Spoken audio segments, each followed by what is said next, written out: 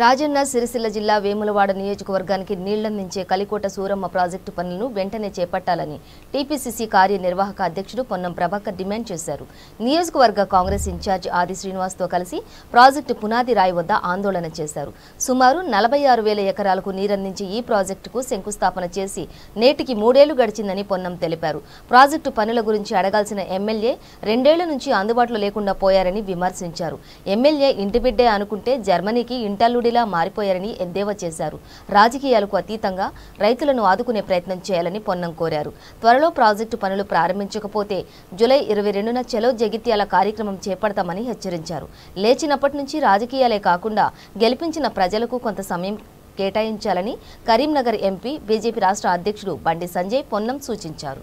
దాదాపు 46,000 ఎకరాల సాగునీరు అందించేటువంటి కలికోట సూరమ్మ ప్రాజెక్టుకు ఫౌండేషన్ స్టోన్ వేసి నేటికి 3 సంవత్సరాలు అవుతా ఉంది. అడగాల్సిన శాసనసభ్యుడు స్థానికంగా 2 సంవత్సరాల నుంచి లేక ఇంటి బిడ్డ అనుకుంటే జర్మనీకి అల్లుడిలాగా మారిపోయినటువంటి రమేష్ బాబు గారు లేనటువంటి పరిస్థితుల్లో బాధ్యత గల ప్రతిపక్షంగా ఈ ప్రాంత రైతాంగాన్ని మా బాధ్యత అని చెప్పి గత సంవత్సర కాలం నుంచి ఈ మొద్దుగా నిద్రపోతున్నట్టు నటిస్తున్న ప్రభుత్వాన్ని లేపడానికి ప్రయత్నం చేస్తూ ఉన్నాం. అయినా ప్రభుత్వంలో చలనం లేదు. 22వ తారీఖు జూన్ నెల 2020 నాడు మేము చేసిన ప్రోగ్రాంకు స్పందించి ముఖ్యమంత్రి కొంతమంది నాయకులతో మాట్లాడి మేము ఇక్కడి నుంచి కాకపోతే వరద కాలువతో నిలిస్తామన్నాడు. నా అది లేదు, నా ఇది లేదు.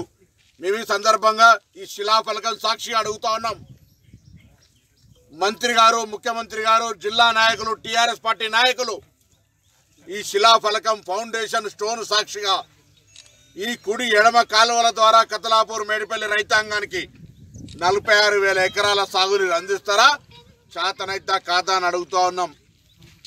డిసెంబర్లో ఎన్నికలకు ముందస్తు ఎన్నికలకు పోతుంది గమనించి ఈ ప్రాంత ప్రజల ఓట్లతోటి గెలవాలని అబద్ధపు పనిగా ఎన్నికలకు 2-3 నెలల ముందు ఈ శిలాఫలకం వేసిందని మేము భావిస్తూ ఉన్నాం.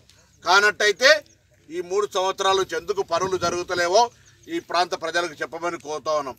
ఇప్పటికైనా రాజకీయాలకు అతీతంగా ఎటువంటి బేషిజనుకోకుండా మీరు ఈ ప్రాంత రైతాంగానికి ఇచ్చిన హామీ ప్రకారంగా ఈ కలికోట సూరమ్మ కుడి ఎడమ కాలువల ద్వారా ఈ ప్రాంత రైతాంగాన్ని ఆదుకునే ప్రయత్నం చేయండి. లేనట్లయితే మా కార్యక్రమం నిరసన కార్యక్రమం స్థానిక నాయకత్వం అందరి సహకారంతో ఆది శ్రీనివాస్ గారి నేతృత్వంలో ఈ నిరసన కార్యక్రమం కొనసాగుతుందనే మాట కూడా ఈ సందర్భంగా మనం చేస్తున్నాం. ఒకవేళ మీరు ఇప్పటికే మేము దాదాపు 20 కిలోమీటర్ల పాదయాత్ర ద్వారా ప్రభుత్వాన్ని నిద్ర లేపే ప్రయత్నం చేసినాం. ప్రతి నెల ఆఖరికి గాడిదకి రిప్రజెంటేషన్ ఇచ్చి ఏ విధంగా చలనం కలగాలని అన్ని రకాల కార్యక్రమాలు చేసినాం.